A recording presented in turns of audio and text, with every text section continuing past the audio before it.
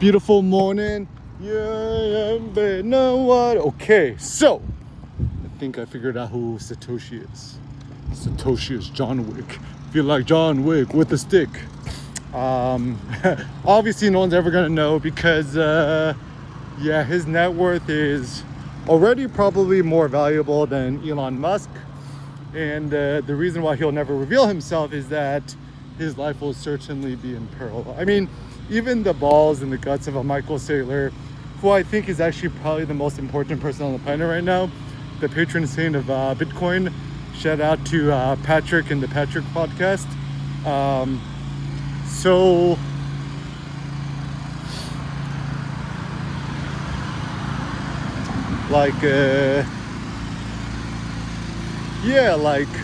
Rewatch John Wick, right?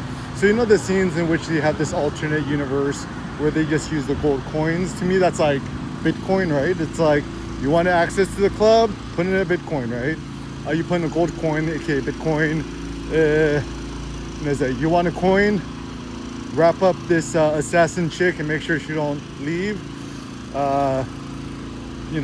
Somebody got, chopped up in your house. You call in the cleaning crew. You give him 3 Bitcoins or whatever, right? And John Wick, you open up your war chest. You got 1,000 Bitcoins, right? Or 1,000,000 Bitcoins, whatever it is, right? So yeah, I think Bitcoin is the way. I think also, if you think about it, so the reason why Bitcoin changes everything is that, okay, so let's say we're minimalist, right? Bitcoin is the ultimate minimal thing, because it's like in your head, it's in your wallet, it's in your iCloud chain, thing, right? And it's always with you, right? And it doesn't physically weigh you down. It's not like having something else that's, something you got to manage. I think that's a big thing too. If you want a zero maintenance asset that's going to appreciate forever, that's Bitcoin. So let's say you own property in Manhattan, right? Like, you kind of need skills and due diligence to make sure that, rents are collected, blah, blah. It's a full-time job, right? And so in the past, we used to hate slumlords, right? Landlords are seen as like the devil, right?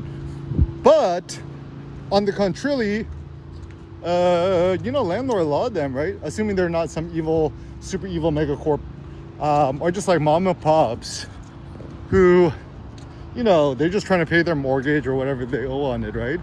And the reason why real estate is kind of a pretty dangerous, or like the leverage on it is tricky, because even if you rent out your property, the yield that you get on rent is often lesser than your mortgage, right? So it seems that real estate is pretty much a scam. I mean, I think the only reason why people should buy a single family house is simply it's for utility. It's not an investment. It's not worth, and like, you don't own it, like the government owns it, right?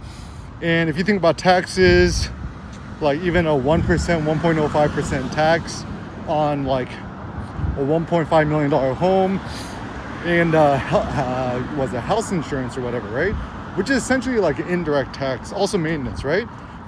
If you do the maths, right, it's probably going to be paying you like costing $2,500 a month, or $3,000 a month, $3,200 a month, because also you're probably going to want to upgrade your property.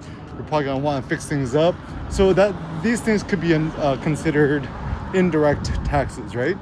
And actually a big thought too is that you never really own a Tesla or an iPhone or your Porsche either, because registration fees, insurance, whatever. Like, there's so many things that you're bleeding in costs, right? Obviously, you got to still live. My simple solution is drive a 2010 Prius forever and turn your body into a cyber truck, become the toughest mofo on the planet, not buying some sort of loser cyber stuck, in the voice of my sister Annette.